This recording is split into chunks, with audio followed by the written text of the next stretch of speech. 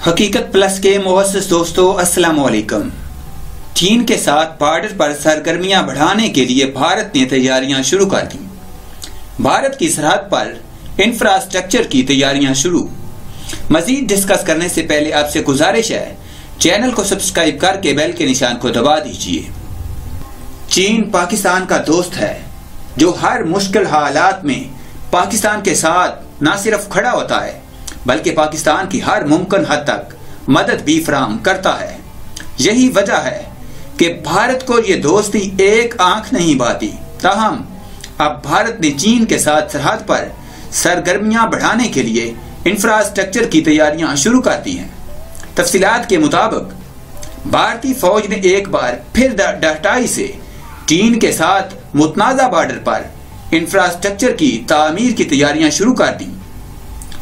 भारत चीन के साथ सरहदों पर सड़कें, सुरंगें और ज़ेरे ज़मीन रास्ते बनाएगा ताकि गश्त की सरगर्मियां बढ़ाई जा सकें और असला, मिसाइल और दीगर असला की तनसीब तेजी से कर सके।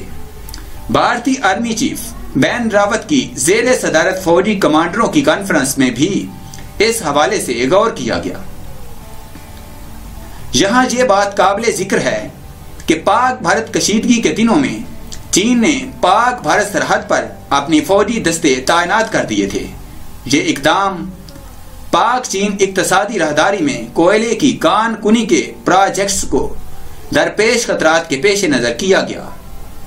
इस प्रोजेक्ट को पाकिस्तान के मुकामी अफराद की जानब से भी काफ़ी मज़ाहमत का सामना है। गैर मुल्की अखबार की रिपोर्ट में कहा गया कि भारत की बॉर्डर सिक्योरिटी फोर्सेज ने भी सरहद के करीब चीन के फौजी दस्तों की नकलो हरकत देखी।